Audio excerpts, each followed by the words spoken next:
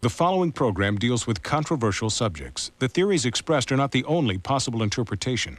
The viewer is invited to make a judgment based on all available information.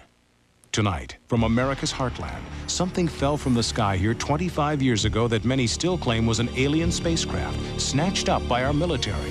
Every question I ever had about UFOs was under that canvas. Then, this peaceful countryside is the hideout for a paranormal entity so evil, it's haunted this family for a decade.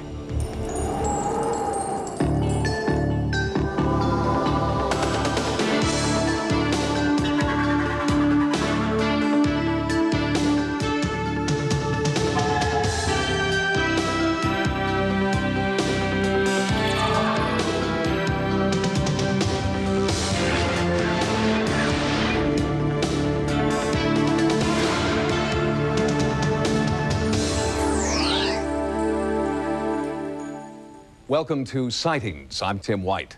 One of the most puzzling and controversial UFO sightings in U.S. history occurred nearly 27 years ago in Kecksburg, Pennsylvania.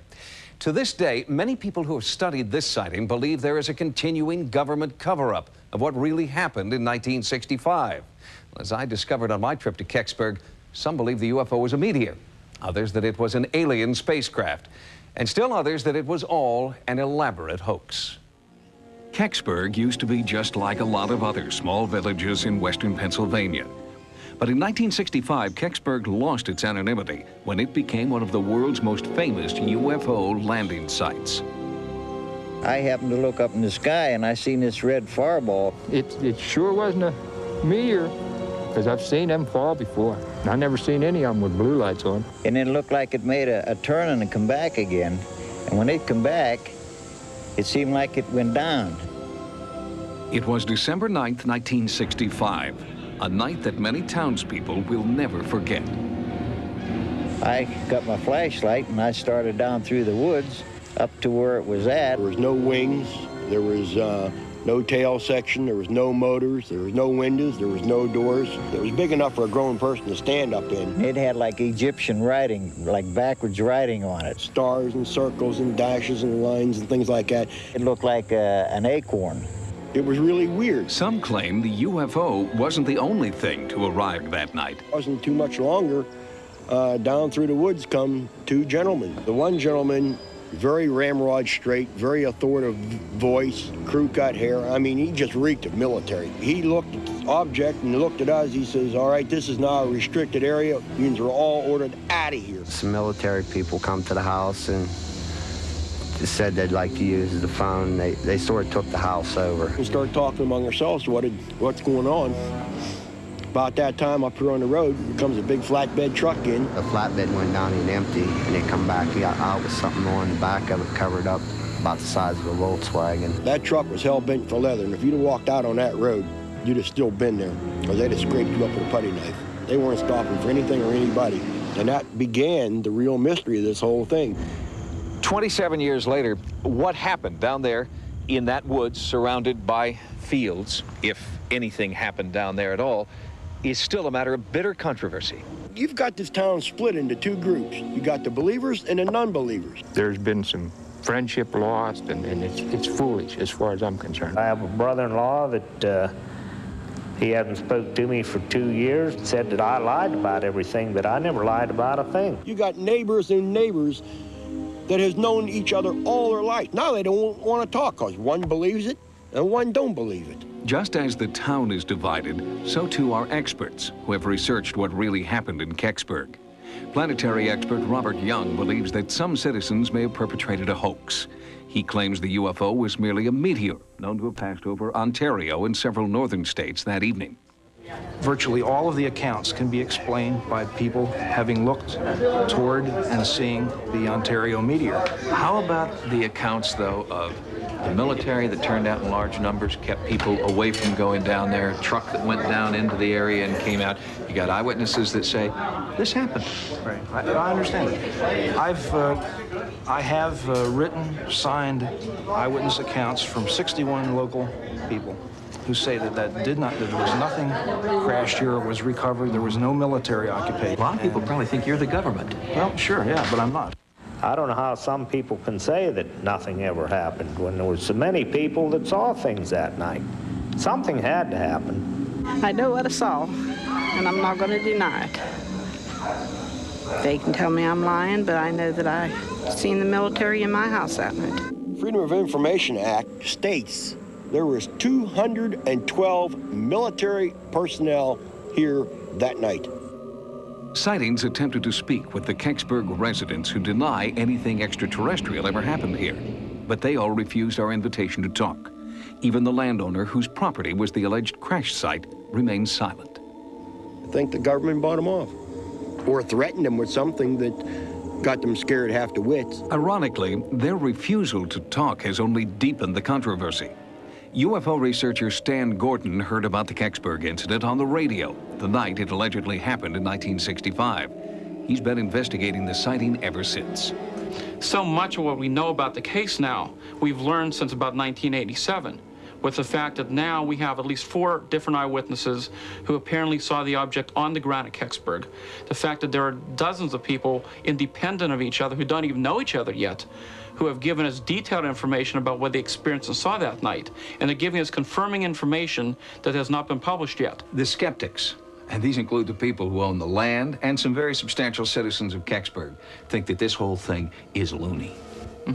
Why do they feel so strongly the other way? Could be that some of these people were in the wrong place at that time. They were in a position where they didn't see what was going on. And if you see the geography of the area and where the majority of people were that night, they could not have seen the military activity that was happening on the land on the other side of the area down there. Do you have any hard evidence at all that what went down in the woods near Kecksburg was something other than a meteor, or was anything at all? Unfortunately not. As in so many of these cases, you have to go by the eyewitness accounts. And in this case, the eyewitness accounts are very, very strong. And again, unfortunately, we don't have that type of information. If this was the case, whether it be a space probe or in other UFO cases, sure, if we had the physical hardware, the mystery would be over. What do you think it is? What do I think it is? At this point, and again, this is not conclusive, at this point, the weight of evidence would point in the direction that this may have been a Soviet space probe. If the object were proven to be a Soviet space probe, then many questions would be answered.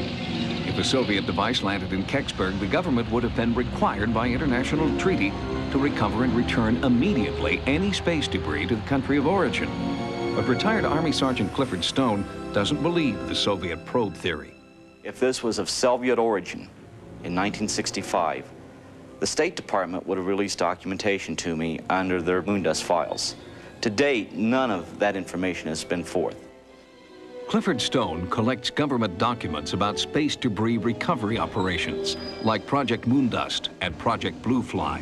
He began his investigations in 1965 when, as an Army sergeant, he witnessed a top-secret delivery to Lockbourne Air Force Base, about 200 miles from Kecksburg.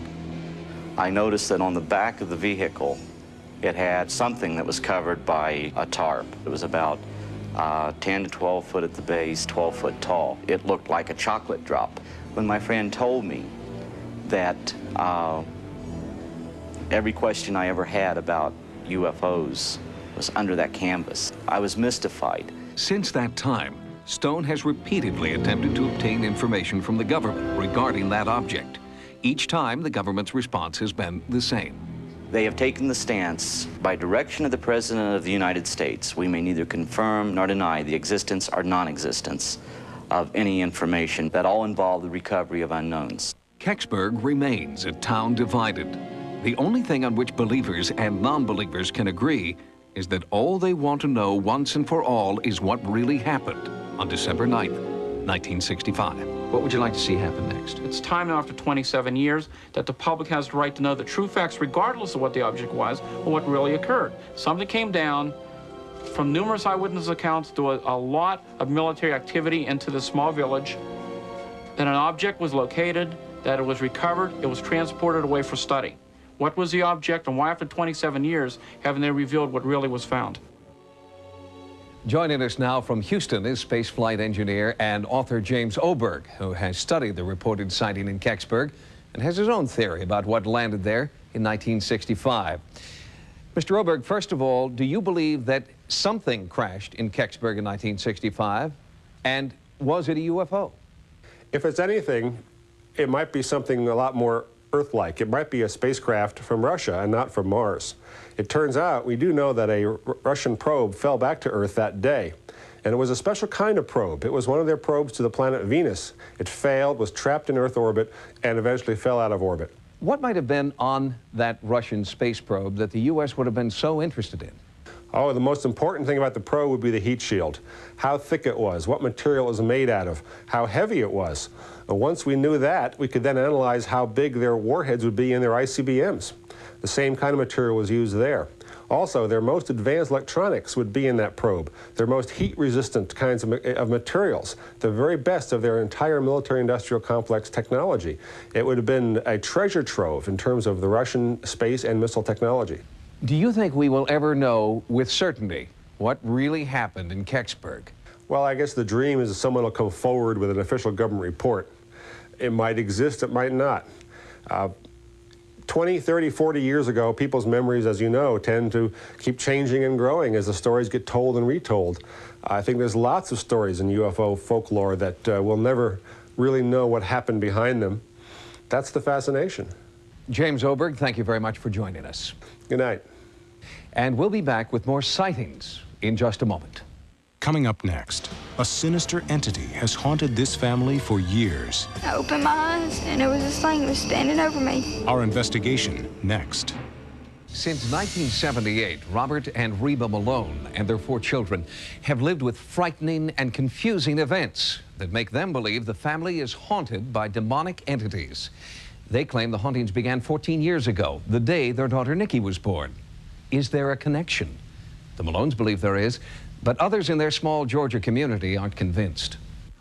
Carrollton, Georgia is home to at least one family who believes they're haunted, and their strange plight has become the subject of radio talk shows in the area. So let's go to the phone lines and welcome to Afternoon Talk. Well, I'm not one of your people that goes to talk about a ghost. You're not? Nope.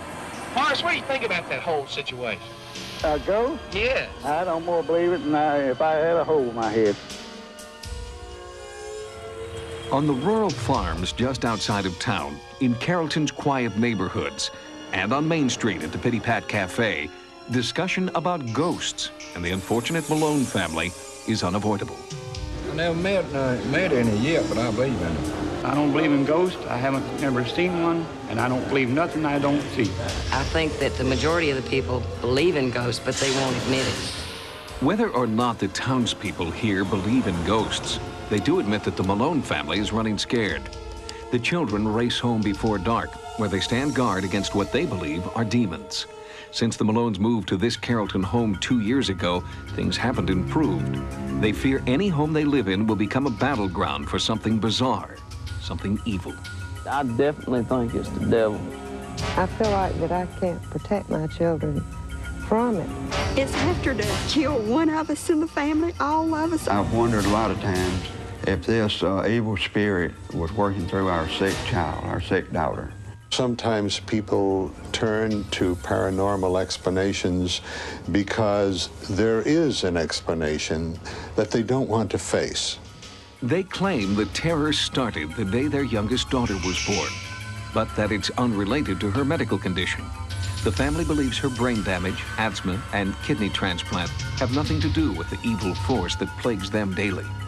It's attacked my brother at one time. It's had him up against the wall and choking him. He was swinging in midair. Nothing was there. There was no arms, nothing. Where is it at? You can't see it. I opened my eyes, and there was this thing that was standing over me. It was real big, and it was black. I couldn't move. I woke up and I saw something walking through the hall. It looked like it didn't have no head over there. All these people can't be seeing and hearing the same thing, so therefore it's not imagination. It can't be. Part of the motive of the family is to hang together, and since their motive is to hang together, they would not necessarily say, oh, don't believe that, that's not likely, because that, in a certain sense, might threaten the togetherness, the sense of togetherness of the family. Anybody that would experience it would know that it's real. The Malone's daughter-in-law has recorded each paranormal encounter in her diary. Her entries tell the story of a family in crisis. enjoying short-lived periods of serenity, followed by days, weeks, even months of terror. The family in Georgia is being plagued by inhuman evil spirits that are affecting their lives on every possible level. They have fled from house to house to try to escape this evil, but you cannot escape it. It must be dealt with, it must be documented, and it must be gotten rid of through spiritual means. In 1990, the Malones contacted Ed and Lorraine Warren, world-renowned for their work with victims of what they feel is demon possession. First, they studied the family's claims and their psychiatric history. Only then did the Warrens agree to conduct a face-to-face investigation. A figure, a dark black figure, about 4 feet. I saw balls of light continuously, probably the size of a tennis ball. I had heard rappings there, rappings right underneath my feet. This audio cassette is the only record of the night the Warrens were working with the Malones, and claim a jar of pennies levitated and smashed into a researcher, and then a family member. The martyrs and the saints command you to reveal your identity. Give us a sign if you want the Malones out of this house. The pennies picked themselves up, jar and all, had to move out of the room, come through the door. It first clipped Joe hard on the shoulder, and then went and got the son right in the face. And I was, just terrified. And I ran out of the house. I was crying, my nose was bleeding. It was so heavy and so humid that night. And yet, as soon as you started to provoke in that house, we were getting that psychic cold. It was coming like in waves, like as if there was a fan blowing from a freezer. I could feel it on my ankles first. There was true psychic cold. The women were shouting, and everybody was running around confused. Eventually, the phenomena ebbed, and things calmed down, but everybody slept in the living room that night. No, I'm not crazy. No, I'm not on drugs. No, I don't drink, period. It's not a fraud, it's not a hoax, it's not a psychologically disturbed family. You want to call it devils, demons, I don't care. But there are things surrounding this family that are so terrifying that the average person looking at us right now could not in any way accept unless they were there and living it. After the Warrens' first visit, family life seemed to return to normal, but those were rare moments of peace. Soon, the hauntings returned and then got worse. Desperate for relief from their nightmare, the Malones turned again to the Warrens. And this time, the Warrens asked Sightings to document their work with the Malone family. What else happened that was unnatural? Lights had started appearing in the living room. And my wife, she screamed, and she had got something bit her on the neck. Could you describe that bite to us? I just felt it bite down, you know, and I slapped my hand over it. But there was nothing there? No. Was it when an I brought insect it down, then I had slime Slime? all over my hand. Can I ask you something? How old was Nikki when she was baptized? She hadn't been baptized. She's been baptized now, though. Not yet? Not being baptized. Her aura is wide open. Leaves her When a person very becomes baptized, that closes up all the chinks in that supernatural glow that we call an aura, and evil can't penetrate it. The Warrens believed that baptizing the Malone's 14-year-old daughter was essential. As a prelude to that baptism, a priest was called in to bless the family. Of this house and its occupants and possessions, that you may bless and sanctify them. If you can't feel the exertion of the powers of evil, you'd be insensitive, because these are miracles in reverse. It's not the most responsible thing to come to a family, perform some kind of quick religious ritual, and then tell them that everything's going to be okay. I don't think that human life is that simple. Amen. Amen. Hallelujah. Hallelujah. Hallelujah. Hallelujah. Hallelujah. Hallelujah. And there's the sign of the Jesus Holy Cross on your forehead, love. Amen. This time, the Malones are once again filled with hope for the future, free from the hauntings of their past. But the lasting effectiveness of Father Regan's blessing and the baptism is still unknown. The Malones hope that the evil, whatever it was, has passed and their nightmare is finally over. The Malones might have been helped by other types of therapy, counseling, or prayer, but they chose the method that they felt would be best for their family. You or I might not choose the same course, but how to cope with serious family problems is a very personal and individual decision. Coming up, when Christopher Columbus asked to be buried in Santo Domingo, no one minded. But today, many claim his ghost has cursed this town with disasters for 500 years. 1992 marks the 500th anniversary of Christopher Columbus's voyage to the New World and his discovery of what is now the Dominican Republic.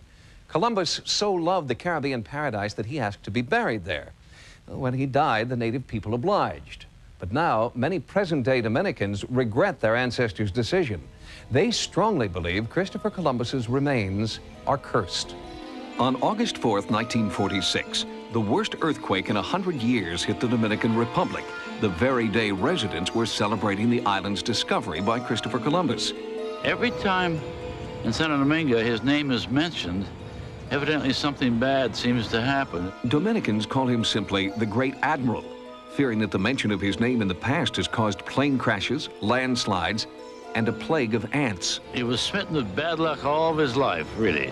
He didn't know where he was going when he left, and he didn't know where he had been when he got there, and he did it all on borrowed money, and he died in poverty. Columbus's remains will soon be moved to a new memorial, and residents worry that this may trigger a new series of disasters. If you have had an encounter with the paranormal, like the people in Santo Domingo, or if you photographed or videotaped what you believe is a UFO, our Sightings investigative team wants to know. To report your sighting, call the Sightings hotline at 1-900-740-SIGHT. Each call 75 cents a minute. Average call lasts 2 minutes, and you must be 18 years or older. On the next Sightings, some claim that extraterrestrials are living among us. How are they mutating to human form, and what are their sinister motives? And then, the U.S. military's own top-secret UFO on the next Sightings. Join us next time for new investigations into the unexplained. For Sightings, I'm Tim White. Good night. Tomorrow, after a full hour of cops, see actual footage as a race car bursts into flames and rescuers must brave the inferno to save the driver on an all-new Code 3. Now, stay tuned for Likely Suspects.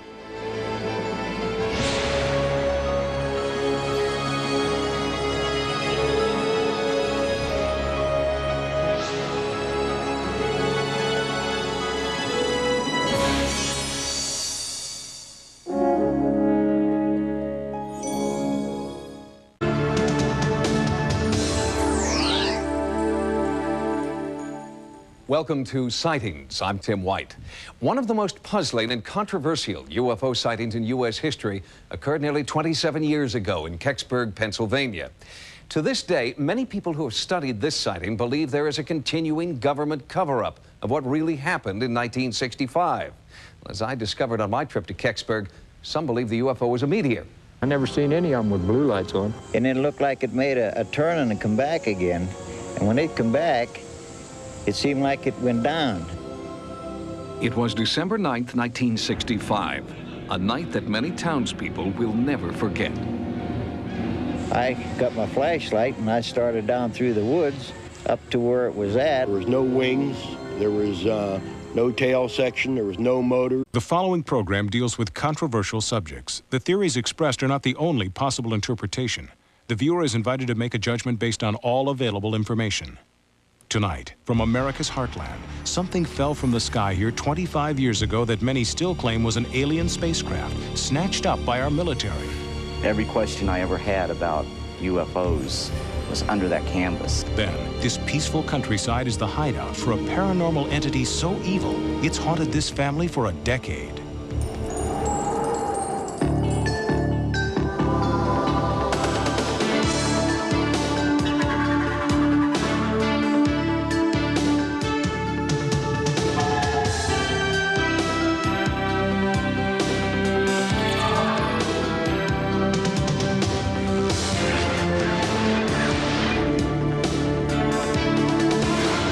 Others that it was an alien spacecraft. and still others that it was all an elaborate hoax. Kecksburg used to be just like a lot of other small villages in western Pennsylvania. But in 1965, Kecksburg lost its anonymity when it became one of the world's most famous UFO landing sites. I happened to look up in the sky and I seen this red fireball. It sure wasn't a meteor, because I've seen them fall before.